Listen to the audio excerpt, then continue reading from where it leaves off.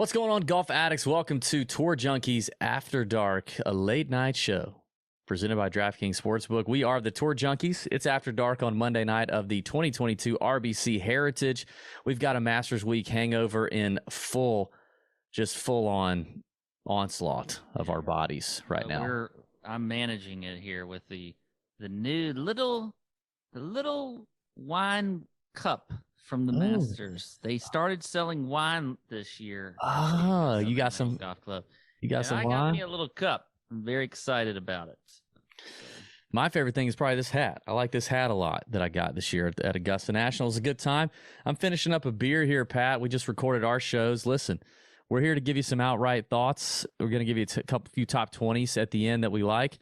But let's break it down. It's RBC Heritage. It's Harbour Town Golf Links. We're very familiar with this golf course. We've been playing. Everybody's been playing it here for a long time, and it's a good spot. It's a good spot. We've played it a couple times. It's a Pete Dye design.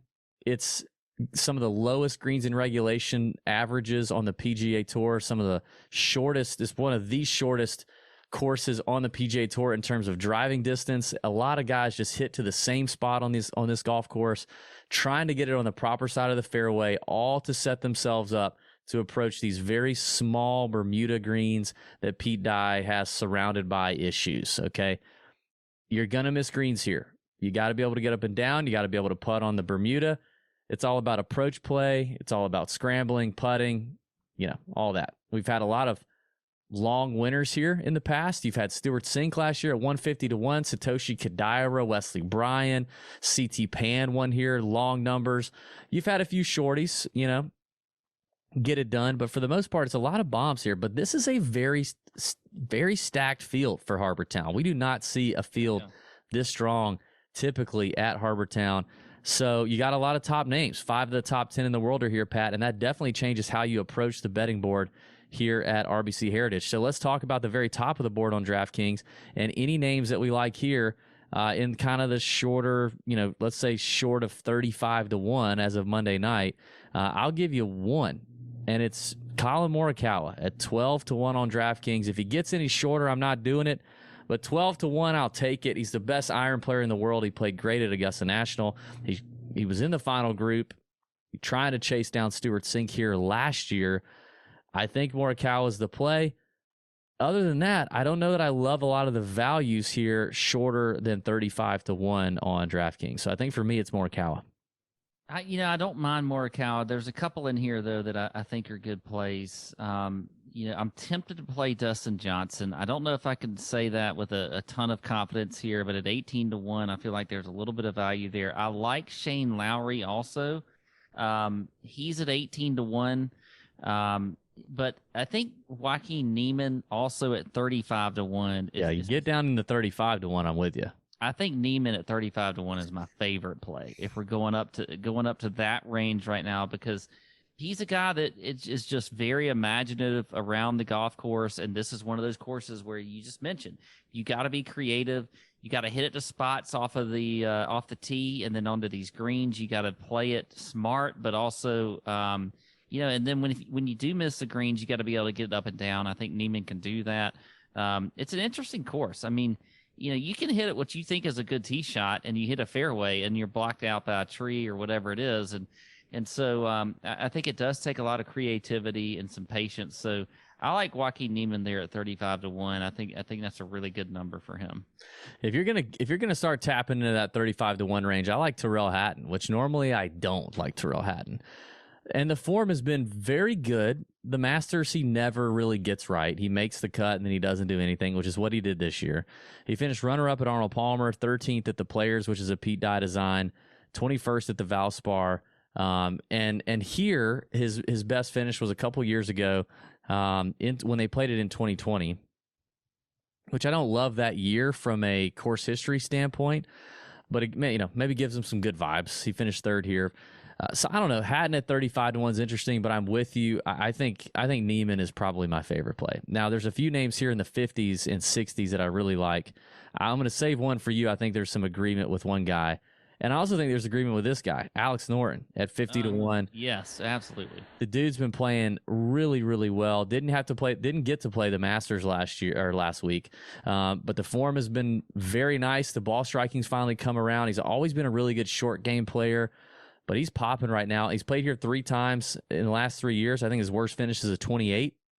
So I'm in on Alex Norton at 50 to 1. A good value there on DraftKings. Yeah, I'm totally with you on Alex Norton. I like him a lot this week. I think that 50 to 1 number is a good number there.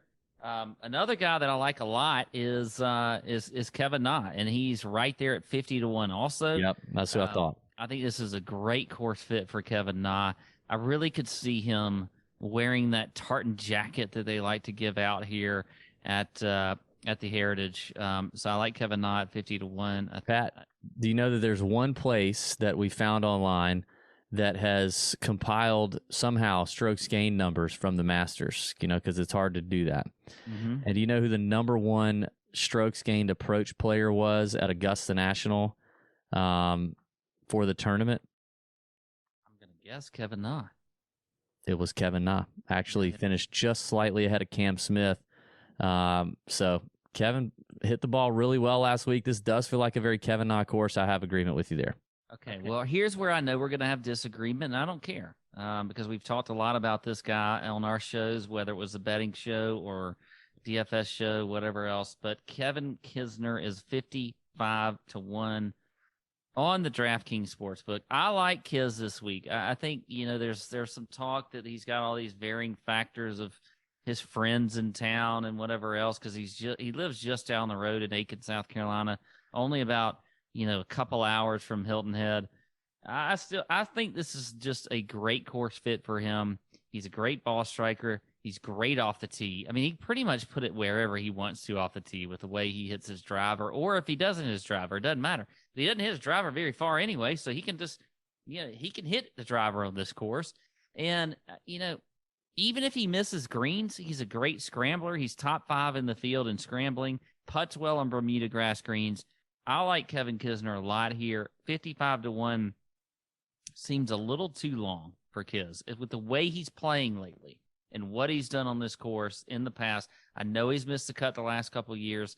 I think that there's not a whole lot we can glean from all of that because he's had kids the last couple of years. He hasn't been in great form the last couple of years. This year, I think, is a little bit different for Kiz. So I do like him at 55 to 1. Well, I'll give you a name at 55 to 1 that you don't like, and it's Jason Kokrak. Okay. I like Kokrak at 55 to 1. Great record here in terms of ball striking. He's got a 6th place finish, a 16th, an 18th, a 12th place finish here, all since 2014. He's been playing this event since 2012. The only year he missed was last year. He's playing well right now. He's won, 3 times in the last year and a half on tour.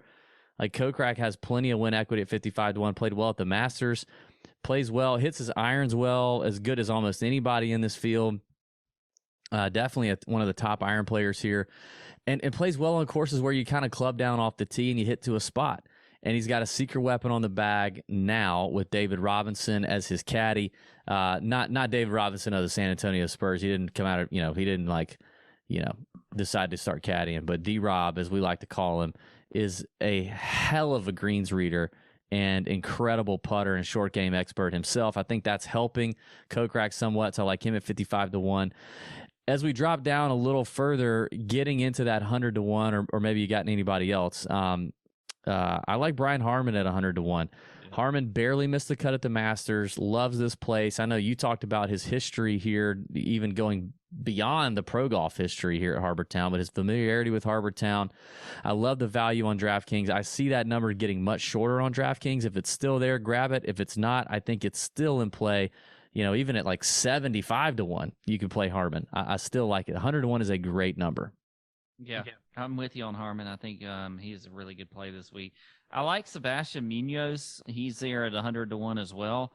It's kind of one of those guys where I don't know what it is about him. He just, you get to certain courses and he just seems to pop. And this is one of those courses where I do like him.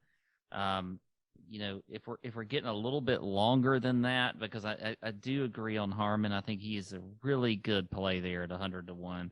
I like Lucas Glover at 150 to 1. I think that's a good number for him. It's pretty long for Lucas, Well, I mean, he's won like once in how long? Yeah, but he just feels like Boo Weekley won here twice and has always been a great ball striker. Maybe struggled a little bit with his putting some. Lucas Glover's kind of like very similar to that. He's always been a great ball striker. So at 150 to 1, I like Lucas Glover, and he does have a pretty good history here as well. Another guy that I'll leave one because I know there's one that I think you're going to mention that you like. One you kind of are maybe lukewarm or don't like, but I think Sahih Thigala at 150 to 1 is just he's a guy that I think is the next kind of stud on tour, and he plays different courses well. Even though he hits his driver well, like that's kind of his weapon. We've seen him play well on different courses that don't necessarily require you to hit the driver incredibly well. I mean, except for like long off the tee, when I say is what I mean by that. And like if you look at for him the Valspar, a very similar course to this as far as like hitting spots off the fairways or into the fairways, hitting spots on the greens, smaller greens. So I think, and he was T7 there, and I think that shows you a lot with a guy that's a young guy on tour. He's played extremely well this year, so I like Thigala there at 150 to 1. All right, yeah, we're getting into the bombs here. I mean, I think there's a few names. I think Russell Knox at 130 to 1 is interesting. Been playing really well. Good Pete Dye player. Doesn't have a great record here recently, but I think the ball striking coming into this year is better than it has been. Patton Kizzire, there's a group at 180 to 1 that presents a ton of value, and you can have these bombs win here. Kizzire, Naismith, Joel Damon, and Doug Gim are all really long numbers for these guys. Now, Doug Gim, Matt Naismith would be first-time winners on the PGA Tour. Kizzire's won a couple times. Joel Damon won just last year at Corrales. These guys are all capable, I think, of closing the door. Naismith is some local connection with South Carolina, played at USC, hitting it really well. Almost won the Valspar, lost to Davis Riley. Didn't make the playoff with Davis Riley and Sam Burns. Doug Gim's irons have always been really solid, plays well at other Pete Dye designs like TPC Sawgrass. I think those guys are all in play. So those are some more bombs for me, and we'll get into the top 20. So who else you got in the outright market? That's it for me. That's it? Right. Yep. All right, hit me with some top 20s. Who do we like? Give me some. Right, I'll give you a few top 20s here. I like Tom Hoagie, top 20 at plus 275. I mean, Hoagie has been a guy that's just been so solid all year long. I like Hoagie. I don't know.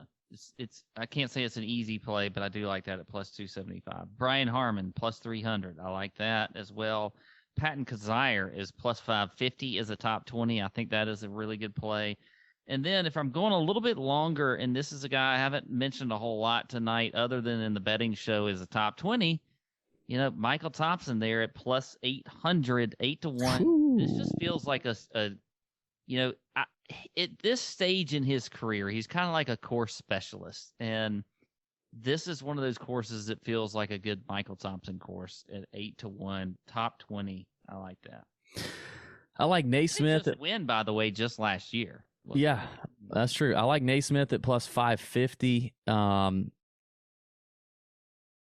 like Knox at plus 350. I like JJ Spawn. The guy's been playing incredible at plus 300. Wins the Valero Texas Open, plays the Masters for the first time, finishes like top 25. That's sick. I think it's a great spot for him. Another ball strikers course, iron players course. That's what he does best. He's got some confidence now. I think that's interesting. I like the Harmon call at 3 to 1 that you mentioned. I think one of the better values at top 20 is Adam Hadwin. And if you want to fade him in DFS because he's super chalky and he's in the mid-7 range and that's kind of the textbook thing to do, then you can do that. He doesn't have a great record here, but he's also playing so much better. So much better here leading up to this year as he ever had, as he has in years past. Plus 230 there. Maverick McNeely's 2-1, and Alex Noren at plus 190. Those are some top 20s that are already catching my eye here on DraftKings. This has been Tour Junkies After Dark, breaking down the RBC Heritage 2022 from Harbour Town Golf Links in Hilton Head. Give the video a like if you enjoyed it. Thumbs up, subscribe, comment here on the DraftKings YouTube channel. Let us know what you think. If you think our picks are terrible, I guess you can put that in there. That's fine. If you Pat will get really upset if you put that in there.